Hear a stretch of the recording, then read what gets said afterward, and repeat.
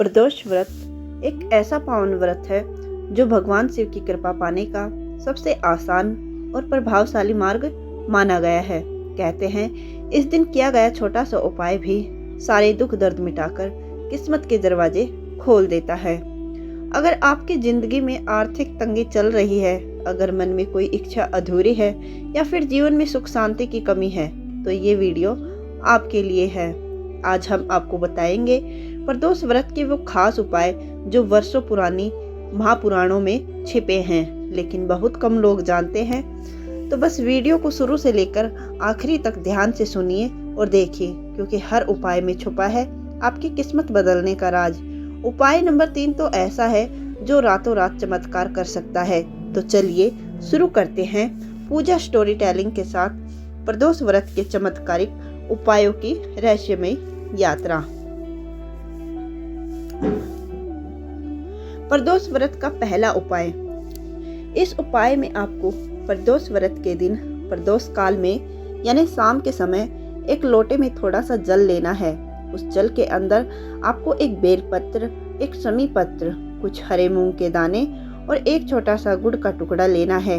इस तरीके से इस जल में आपको अपने घर से ही प्रदोष व्रत के दिन प्रदोष काल में शाम के समय एक लोटे के अंदर यह चारों सामग्रियां डालकर भगवान शिव जी के मंदिर पहुंचकर इस जल को भगवान शिव जी की शिवलिंग पर चढ़ा देना है। इस जल को भगवान शिव जी के शिवलिंग के ऊपर जल चढ़ाने के बाद अपने मन की कामना भगवान शिव जी को बोल देना है। यहाँ पर यह उपाय पूरा हो जाता है। प्रदोष व्रत का दूसरा उपाय। यह उपाय आप अपनी किसी भी प्रकार की सरकारी नौकरी या प्राइवेट नौकरी के लिए कर सकते हैं। अगर आप भी परीक्षा में पास नहीं हो रहे हैं, इंटरव्यू देकर थक चुके हैं और आपकी नौकरी नहीं लग रही है, तो आप प्रदोष व्रत के दिन प्रदोष काल में यह वाला उपाय करके देखें, आपकी नौकरी जरूर लग जाएगी।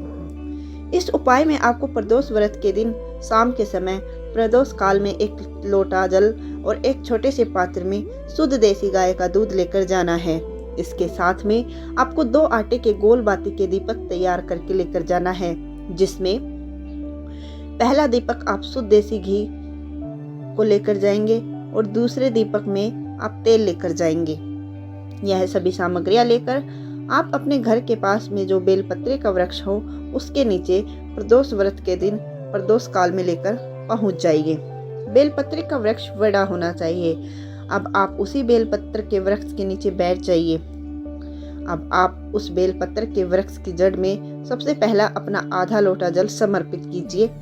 उसके बाद में अपना वह पूरा दूध समर्पित कर दीजिए और आखिर में आपके पास जो जल बचा हुआ है वह पूरा वहीं पर समर्पित कर दीजिए। मतलब पहले जल चढ़ाना है, फिर दूध चढ़ाना है और फिर वापस से जल चढ़ाना है।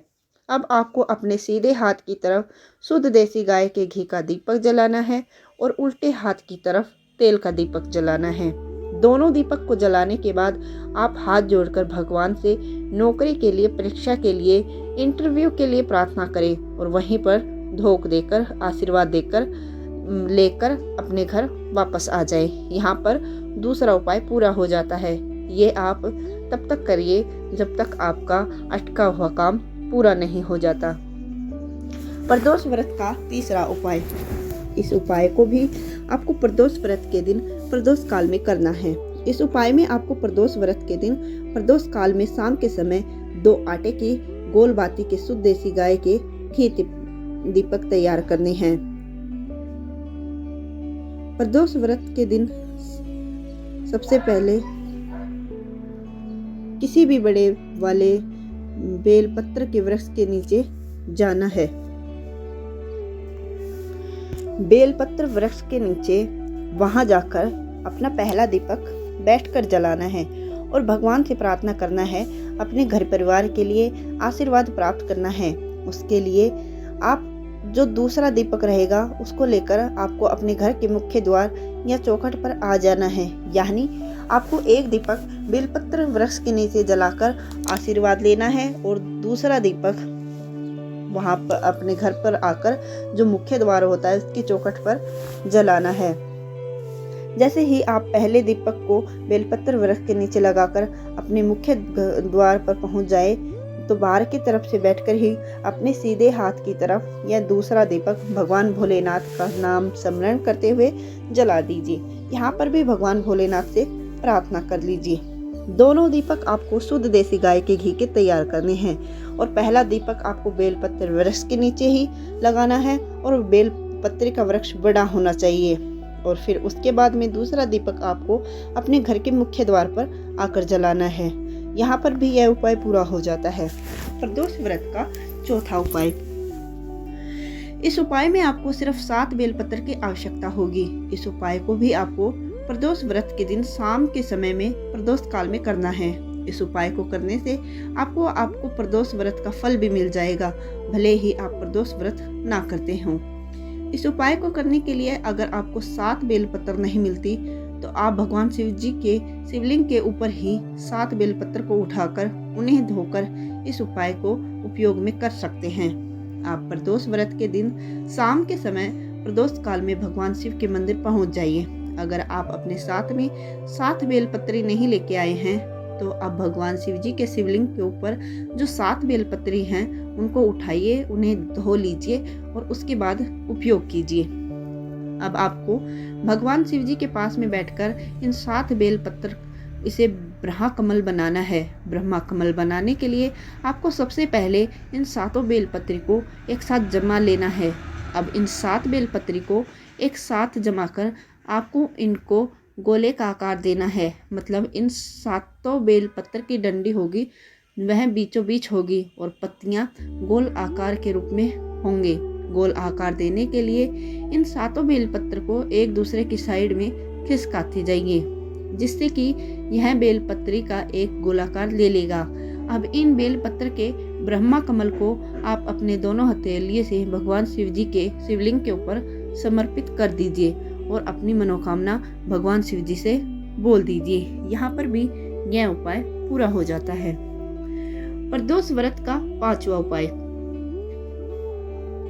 इस उपाय को करने के लिए आपको भगवान शिव जी के मंदिर प्रदोष व्रत के दिन सुबह या शाम के समय जाना है।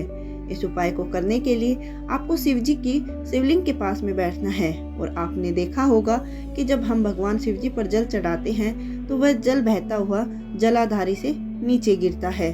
तो जलाधारी का वो आखिरी हिस्सा जहाँ जल नीचे गिरता है उस स्थान पर आपको अपनी हथेली लगानी है। वहाँ पर अपनी हथेली लगाकर आंखें बंद कर लीजिए और शिव जी के किसी भी एक मंत्र का जप करते हुए आपको अपनी मनोकामना बोलना है।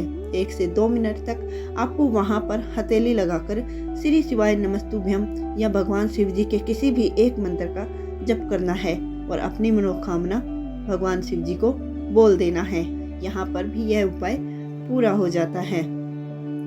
तो ये कुछ शिव महापुराण कथा के अनुसार प्रदोष व्रत के कुछ उपाय बताए थे। आप इन उपायों को अच्छे से समझकर और कर देखिए, आपको बहुत जल्दी ही इन उपायों को करने का फल मिलेगा। अगर आपको कोई भी उपाय करने में कोई भी समस्या आती है तो आप हमको कमेंट बॉक्स में कमेंट करके पूछ सकते हैं। धन्यवाद।